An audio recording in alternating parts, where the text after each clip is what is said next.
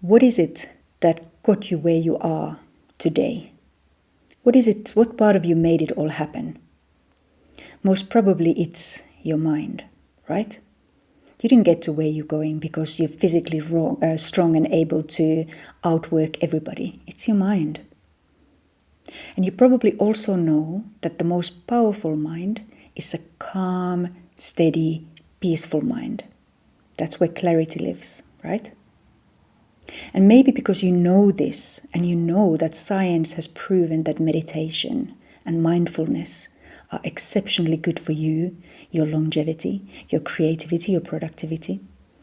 Because you know this, you might have dabbled and tried meditation out for size. If you're still listening, the chances are that you failed at it. That you decided that this is not for me. I can't do it. My mind is way too busy. There's so much to solve, so much to figure out, and it's this relentless avalanche of thoughts rolling through. So no, I can't meditate. Maybe you're good for you, but not me. Does that sound familiar? Yeah. You see, what could be helpful for you to understand as well is that if you are existing in this constant state of high alert, like you're bracing for impact almost, like you're existing on a slight feeling of panic and copious amounts of caffeine, then meditation would be kind of like arriving at a parking lot at 100 miles an hour expecting to park beautifully. Like it's just not going to happen. You're going to need to find some gears. You're going to need to adjust your speed to arrive in a smooth way.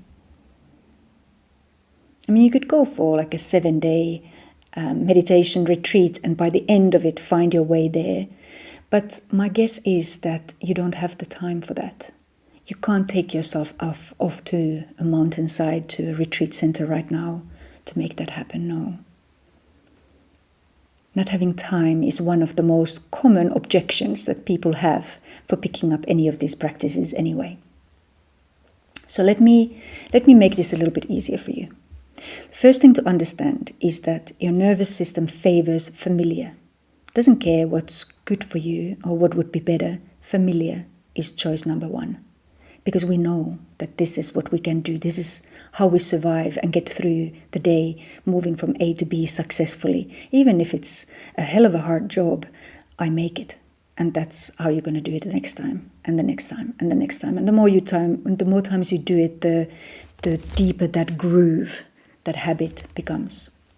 So if your nervous system is so used to this state of frenzy and frantic, being on the edge of something, then calming down just like this isn't really going to happen. So we need small steps. We need to start creating a new state in the body that supports what your mind wants to do. Right?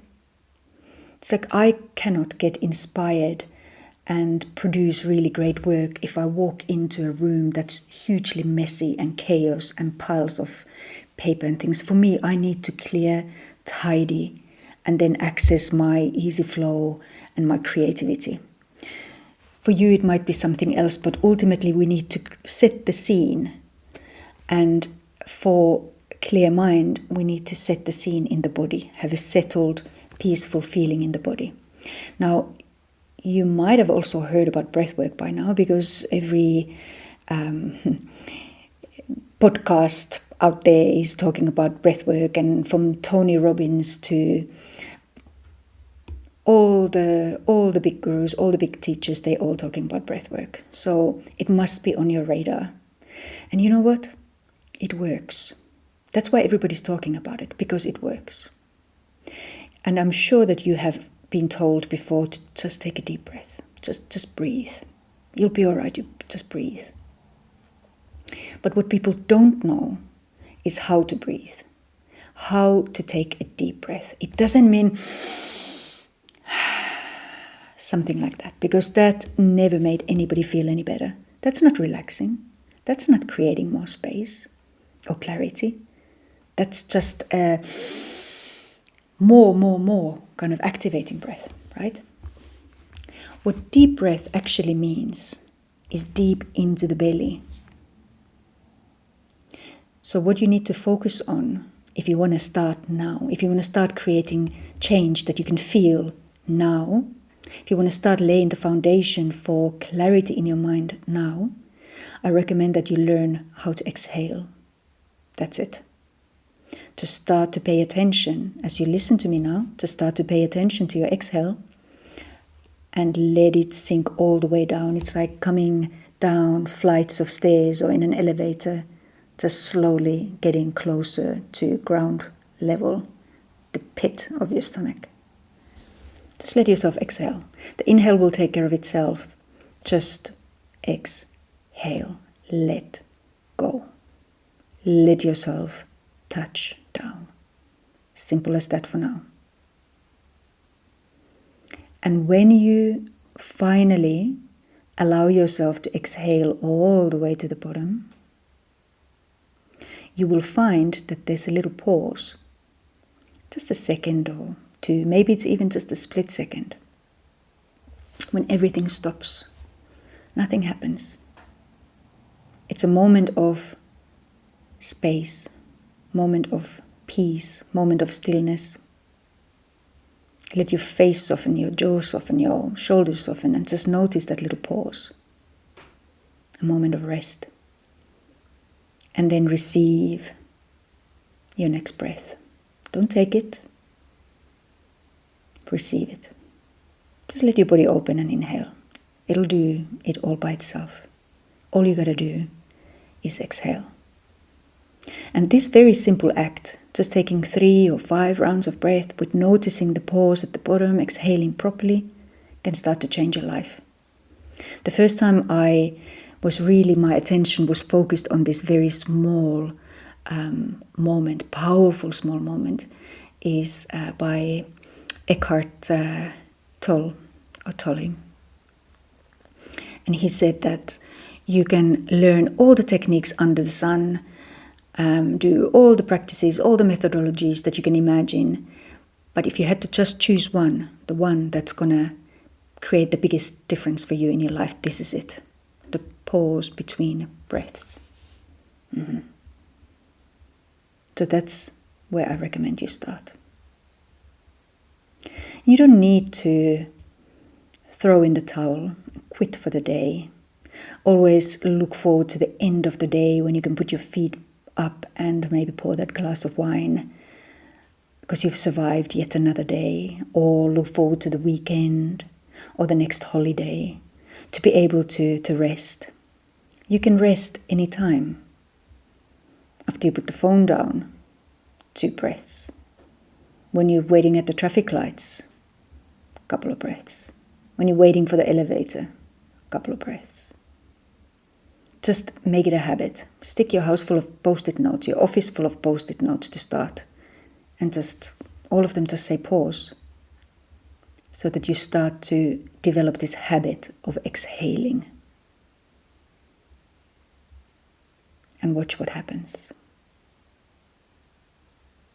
With your mind, that calm, strong, powerful mind, just coming back to your center is all you need to do for a new level of clarity to start to show up. When you've been pushed towards a deadline or some kind of demanding task, it's like you have been taken from your center line to an extreme, to a place of strain. And once you are able to, as soon as you are able to, you need to come back to your center so that you can flexibly respond to life and all of its demands without it shaking you from your center. But when you're constantly pushing at the far edges of your capacity, there is no give, there's nowhere to go, and you have a very, very narrow range of possible responses. And everything can become a crisis. You're on the edge of disaster or something falling, one of these balls falling all the time. The key is to come back to center so that you can meet the demands, whether they have to do with your family, your children. You can go there, respond, come back. Your boss, drop something on your desk that needs to happen now, you can go there and you can come back. Your health, some challenge comes about and you can respond to it and you can come back. It's all about coming back to center to maintain maximum range of responsiveness. And with this little pause between two breaths, you start to train yourself, you start to train your ability to come back to center, to that calm, powerful mind. And rest is not tied into time. Rest is not conditioned to be in the evening or the weekend. The potential and the possibility of it is with you all the time. All the time.